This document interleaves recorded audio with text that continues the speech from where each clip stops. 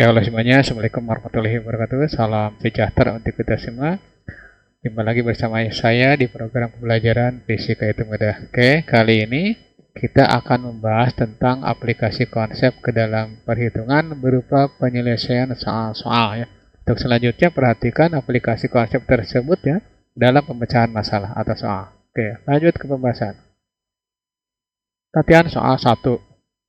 Ya, gerak. Nah, nomor 1.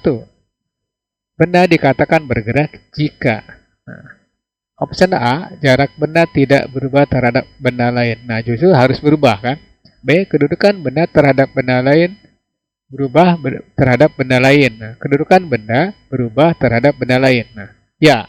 Nah, C, jarak benda kadang berubah, kadang tetap. Nah, itu berarti C-nya tidak.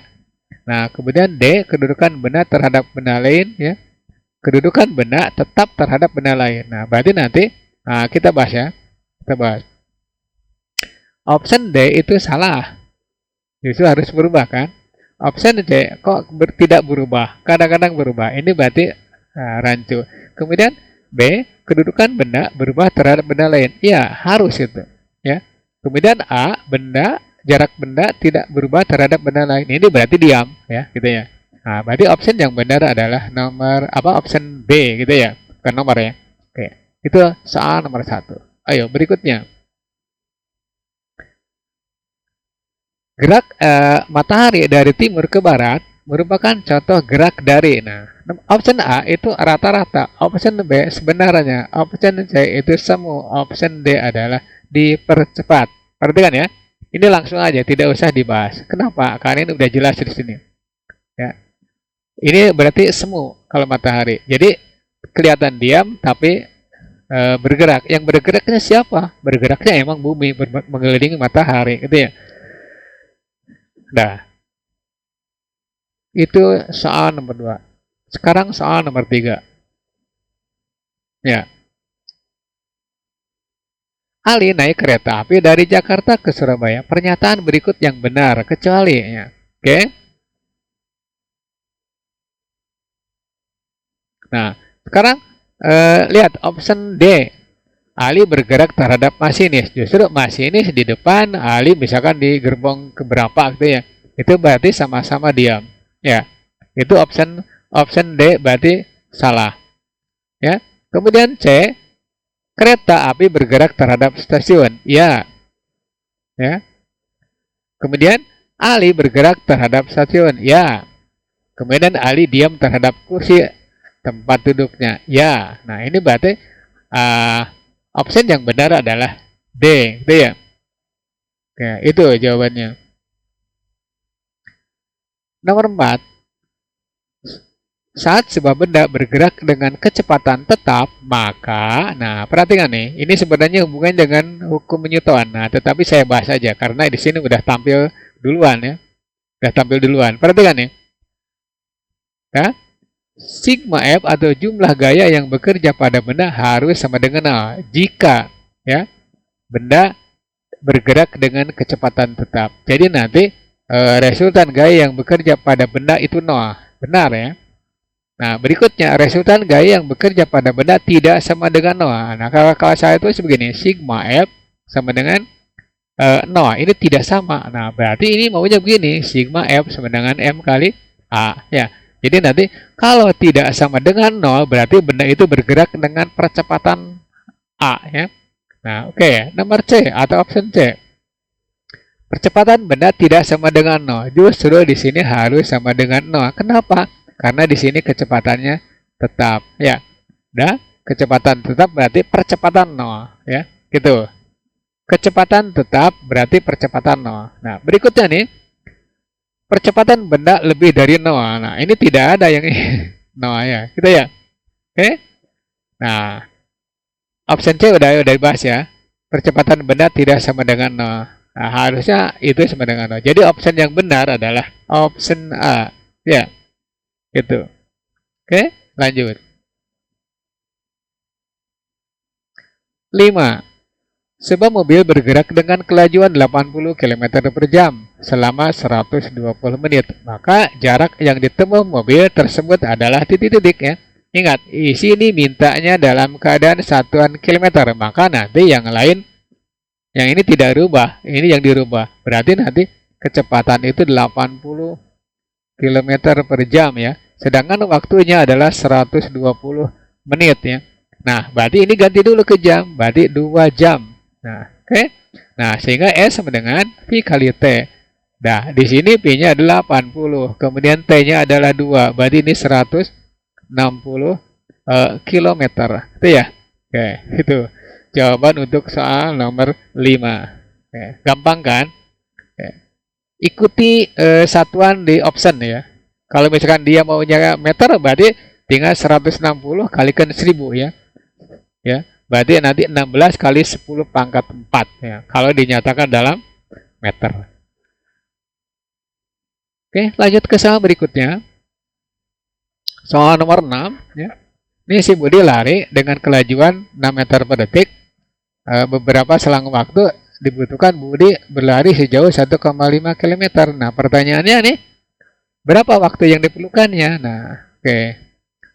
Boleh ini diketahui langsung bahwa P itu sama dengan 6 meter per sekon. Nah, sedangkan jaraknya di sini 1,5 km. Nah, ini tidak sesuai dengan kecepatan. Maka ini harus dirubah dulu. 1,5 kalikan 1000. Nah, kalau sudah bisa tidak usah begini karena lama waktunya. Kalau sudah bisa, kalau belum bisa ya tulis aja dulu. 1500 ya meter. Nah, berarti nanti tinggal gantikan gunakan ini S dengan V kali T. Nah, maka ditanyakan T kan, S per V. Nah, S-nya berapa? 1500. V-nya, nah tadi 6 meter per detik. Nah, 150 dibagi 6 berapa? Berarti 25. 25 kalikan 10 berarti 250 sekon ya. Nah, itu waktu yang diperlukan adalah 250 sekon oleh si Budi untuk menempuh jarak 1,5 km. Oke. Mudah-mudahan ini soal dimengerti karena mudah ya. Oke, lanjut. Hanya susahnya dikonversi satuan. Ya. Nah, soal nomor 7. Jarum speedometer pada sebuah mobil menunjukkan angka 60. Nah, artinya apa? Awas, speedometer. Speed berarti seharusnya pakai E ya. Speedometer itu menunjukkan kelajuan, bukan kecepatan. Tapi kalau begini, sebuah motor bergerak ke arah timur dengan kelajuan 60 meter per, atau 60 km per jam ke arah timur, itu berarti sudah ada arahnya. Itu berarti kecepatan. Ingat kalau ada kecepatan berarti itu vektor ya, vektor kalau ada arahnya. Itu termaksudnya kecepatan. Nah, sedangkan untuk soal di sini itu hanya menunjukkan 60 saja. Nah, ini berarti kelajuannya. Ya. Kelajuannya itu 60 km per jam, bukan kecepatan, ya. Oke, lanjut. Soal nomor 8, sifat kelembaban benda dapat diartikan begini, ya. Lembam, bukan lembab ya, lembam. Lembam berarti ketika sebuah benda dikenai gaya, ya, dan jumlahnya sama dengan 0, ya. Ini kalau diperpanjang ini teorinya. Maka benda itu akan mempertahankan keadaannya. Bisa diam, bisa bergerak terus. Nah, berarti mau 0, mau tidak, yang penting gini. Ketika sebuah benda dalam keadaan diam, maka dia akan diam terus. Ya, diam terus. Ya. Kemudian, jika benda ini bergerak dengan kecepatan tertentu, maka dia akan bergerak terus. Ya. Akan bergerak terus. Nah, itu namanya lembam. Nah, berarti tinggal nyari aja yang sama dengan aturan ini, dengan ini. Berarti optionnya option C. Jangan melihat, oh ini panjang, berarti benar. Tidak ya. Nah, benarnya ke sini, diam atau bergerak terus. Ya. Itu mempertahankan keadaannya. Ya, option C untuk nomor 8. Lanjut. Nah, nomor 9. Seseorang lari 10 sekon, posisinya 30 menjadi 50 ya posisinya. Nah, ini kecepatan rata-ratanya berapa? Ingat, kecepatan rata-rata atau kecepatan asalnya dari sini. Kecepatan itu berarti perpindahan ya. Perpindahan tiap waktu ya. Ini tulisannya agak jelek ya. Nah, oke, maka tinggal begini. 50 dikurangi 30 ya. Kan 50 kurangi 30 dibagi dengan 10 ya. Oke. Nah, di situ nanti ada hasil 20 dibagi 10. Berapa? 2 meter per sekon itu ya. Nah, ini jadi nomor 9 option yang benar adalah A. Itu. Lanjut ke soal berikutnya. Soal 10. Nah, kecepatan. Nah, ini barusan dari nomor 9 bisa diartikan ke sini ya, atau dibawa ke sini. Apa itu kecepatan? Kecepatan adalah perpindahan persatuan waktu ya. Oke. Itu udah langsung. Kenapa? Karena tadi di nomor 9 udah disebut. Nah, ini langsung aja ke sini. Ya. Gitu. Nah, kalau jarak yang ditempuh tiap satuan waktu itu berarti kelajuan. Nah, itu option A berarti kelajuan ya. Oke, lanjut ke soal berikutnya. Ya. Sama seperti yang tadi nih. Ini kelembaban yang terulang nih, nggak apa-apa lah. Biar paham nih. Ya. Sifat benda dikatakan lembab atau sifat kelembaban benda dapat diartikan sebagai berikut. Nah, itu udah dapat. C tadi ya. C. Ya. Tuh. Nah, ini kita sudah membahas soal 11 ya. Nah, berarti kalau ini sama berarti soalnya 10 gitu ya. Oke. Nah, hitung-hitung berat nomor 11 nggak apa-apa ya. Oke, itulah episode yang pertama untuk latihan soalnya ya.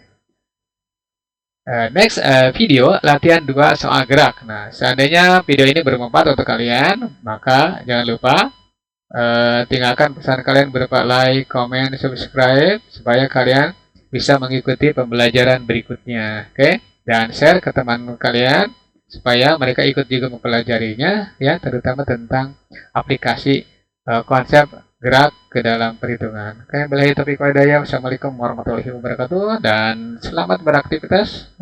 Semoga sukses.